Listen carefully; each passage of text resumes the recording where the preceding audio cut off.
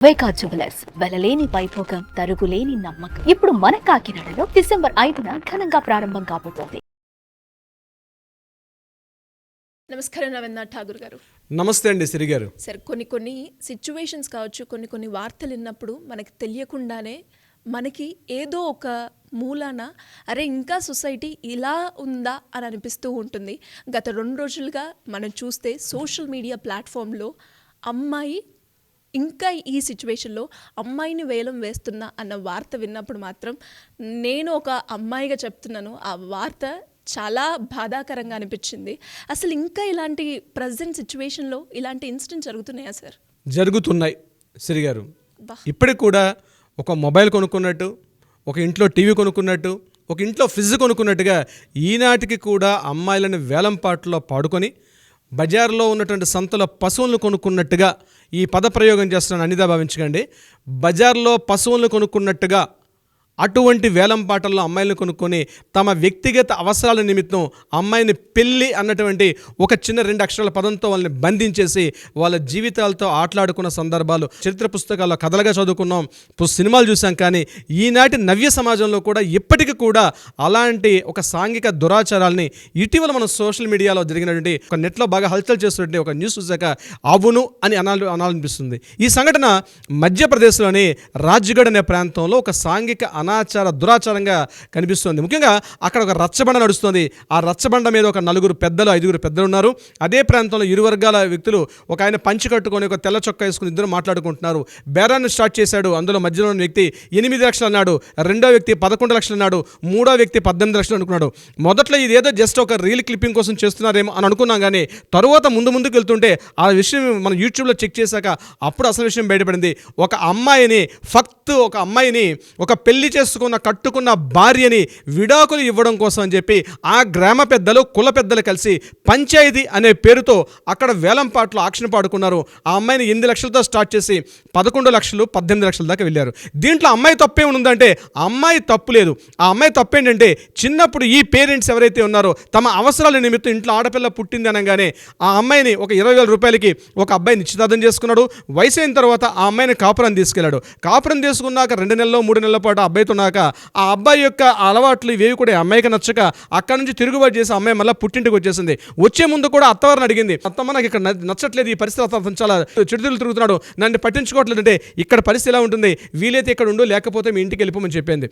ఆ అమ్మాయి మళ్ళీ ఇంటికి వచ్చేసిన తర్వాత అప్పుడు ఆ అబ్బాయి కబురు పెట్టి నువ్వు మరలా మా ఇంటికి రావాలంటే తప్పనిసరిగా నువ్వు 18 లక్షల రూపాయలు వెనక్కి ఇస్తే గానీ మరలా కాపురానికి తీసుకోను అని చెప్పడం జరిగింది. 18 లక్షలు ఇవ్వాలంటే చాలా పేద కుటుంబం, ఏ రకంగా ఇస్తారు? దీనికోసం చెప్పి ఆక్షన్లో అమ్మాయిని వేలంపాట్లో నిలబెట్టి ఆ అమ్మాయిని వేరే వ్యక్తి కొనుక్కుంటే ఆ వేరే వ్యక్తి చెల్లించినట్టు ఆ 18 లక్షల రూపాయల ఆక్షన్ 8 లక్షల నుంచి 18 లక్షలు డిమాండ్ చేస్తే ఇది అవునా కాదా, ఇంత వర్త్ ఉంటుందా లేదని చెప్పి అమ్మాయిని మార్కెట్లో సంతలో పెట్టిన ఒక సంతలో ఒక పశువు నమ్మినట్టుగా ఆ అమ్మాయికి ఒక రేట్ నిర్ణయించి ఆ ఇచ్చిన సొమ్ముని ఎవరైతే ముందు పెళ్లి చేసుకున్నాడో ఆ అబ్బాయికి ఆ అమౌంట్ హ్యాండ్ ఓవర్ చేసి అప్పుడు ఈ అమ్మాయిని మళ్ళీ కొత్త వ్యక్తికి కట్టబెట్టడం.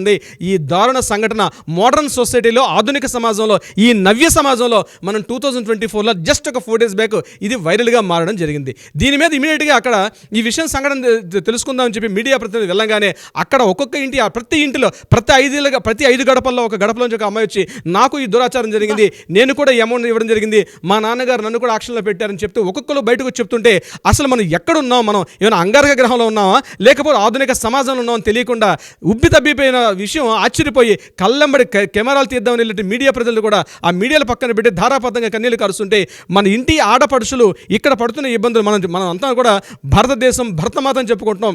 భరతమాత పిల్లలు ఈ రకంగా తనకు పుట్టిన మనం భరతమాతను ఎంత గౌరవంగా స్త్రీని గౌరవించుకుంటాం. అటువంటి సంఘటనలో ఈరోజు ఆడపిల్లలు పడుతున్న ఈ కష్టాన్ని చూసి హృదయం ద్రవించిపోయింది మీడియా ప్రతినిధులకి. అయితే ఈ సంఘటన మీద ఇమీడియట్గా అక్కడ పోలీస్ ఇన్ఛార్జ్ గారికి ఇన్ఫార్మ్ చేశారు. ఎస్పీ గారు రంగంలో దిగారు. ఇమీడియట్గా ఆ సంఘటన ప్రదర్శనకి వెళ్తే 800 కేసులు నమోదయ్యాయి తిరిగారు. Just with in span of 3 daysలో 800 కేసులు నమోదయ్యి మేము ఈ రకంగా అరాచకానికి గురయ్యామని చెప్పి. అది ఏమిటి సంప్రదాయం, ఏంటి దురాచారం అంటే దీన్ని నట్రాజ్ జడపాత్ర అంటారట. ఆ ప్రాంతంలో మధ్యప్రదేశ్ యొక్క లోకల్ భాషలో ఒక మాండలికంలో దీన్ని పిలుస్తారు. ఇది కొన్ని గ్రామాల్లో జరుగుతుంది, అనాదిగా కొన్ని వేల సంవత్సరాలు జరుగుతున్నటువంటి ఒక సాంఘిక దురాచారం. ఈ ప్రక్రియ ఇప్పటికే నమోదవుతుంది. చదువుకుంటున్నారు, బడికి వెళ్తున్నారు, విద్యాభ్యులు నేర్చుకుంటున్నారు. కానీ ఈ దురాచరణ మాత్రం అక్కడ కొనసాగింపుగా ఇంకా కొనసాగిస్తూనే ఉన్నారు, డిమాండ్ చేస్తున్నారు. అమ్మాయి అంటే కేవలం ఆర్థిక అవసరాలు తీర్చిపెట్టే ఒక ఏటీఎం కార్డుగా భావిస్తున్నారు ఇప్పటికి కూడా అక్కడ ఉన్నటువంటి ఆ యొక్క పెద్దలు కూడా. అయితే ఈ దురాచారాన్ని వెంటనే తుదముట్టించాలని చెప్పి కొంతమంది స్త్రీవాదులు బయలుదేరారు. అందులో ఒక ఆమె బయటకు వచ్చి మేము 3 ఏళ్లుగా దీని మీద మేము చేస్తున్నప్పుడు కూడా ఈ యొక్క జస్ట్ ఈ సోషల్ మీడియాలో వచ్చిన ఈ కథనం ద్వారా ఈ రకమైన జాగృతి జరిగింది కాబట్టి డెఫినెట్గా ఈ మార్పు తెలియాలి. ఇక్కడ జరుగుతున్న ఈ అరాచకం చూడడానికి చాలా మోడర్నైజ్గా ఉన్నారు అమ్మాయిలందరూ కూడా. వాళ్ళతో మీడియాలో మాట్లాడుతుంటే వాళ్ళు చెప్తున్న మాటలు కన్నీళ్లు పెట్టిస్తున్నాయి. శ్రీ గారు, ఇంత దురాచారాన్ని ఇప్పటికి కూడా భారతదేశంలో ఈ 2024లో కూడా ఇప్పటికి కూడా ఈ సాంఘిక దురాచారం ఇంత తీవ్ర స్థాయిలో ఉంది. ప్రభుత్వాలు ఏం చేస్తున్నాయి, పెద్దలు ఏం చేస్తున్నారు, రాజకీయ నాయకులు ఏం చేస్తున్నారు అని చెప్పి ఇమీడియట్గా మధ్యప్రదేశ్ ప్రభుత్వంలో మంత్రులను సంప్రదిస్తే అవును ఇవి మాకు కూడా తెలుసు కానీ మేమేమీ చేయలేని పరిస్థితిలో ఉన్నాం. ఎందుకంటే అక్కడ సాంఘిక కట్టుబాటు ఇది కొన్ని వందల ఏళ్ళ నుంచి ఇప్పటికి కూడా కంటిన్యూగా అవుతుంది. వీళ్ళ అమ్మలు, వీళ్ళ అమ్మమ్మలు, వీళ్ళ తాతమ్మలు, వీళ్ళ నాన్నమ్మలు కూడా ఇదే పరిస్థితిలో ఉదయం లేచింది మొదలు 24 ఒక కట్టు బానిసల మాదిరి ఈ స్త్రీలు వాళ్ళ ఇళ్లలో ఒక గొడ్డు చాకిరి చేస్తూ మగవాడికి కేవలం తిండి పెట్టి వాడి యొక్క శారీరక అవసరాలు తీర్చడమే కాకుండా ఎంటైర్ ఒక పశువుకైనా ఒక టైం ఉంటుంది కానీ అంతకన్నా హీనంగా బతుకుతున్నటువంటి సాంఘిక దురాచారాన్ని అన్ని రకాల ప్రయత్నం చేసినప్పుడు కుదరట్లేదు అంటున్నారు. ఒక ప్రయత్నం అంటూ మొదలు పెడితే డెఫినెట్గా మార్పే జరుగుతుంది. ఈ రోజు వచ్చిన సోషల్ మీడియాలో ఏదైతే ఈ ప్రభావం జరుగుతుందో దీన్ని ఖచ్చితంగా ముందుకు తీసుకెళ్ళగలిగితే మాత్రం ఈ దురాచారాలు ఎక్కడున్నా సరే మన స్త్రీవాదులే, అది ప్రదేశమా ప్రాంతం పక్కన పెడితే ఇటువంటివి ఎక్కడ కూడా జరగకూడదు. ముఖ్యంగా మాలాంటి న్యాయవాదుల దృష్టికి వస్తే ముందుకు వెళ్తాం. ఇది ఒక సామాజిక బాధ్యతగా తీసుకుని వెళ్లాల్సిన బాధ్యత అయితే ముందుంది. ముఖ్యంగా ఈ విషయం నేను మీకు తెలియపరచగానే ముఖ్యంగా శ్రీ గారు ఇమీడియట్గా మా కాంటాక్ట్ చేసి ఠాగూర్ గారు చేద్దామన్నారు.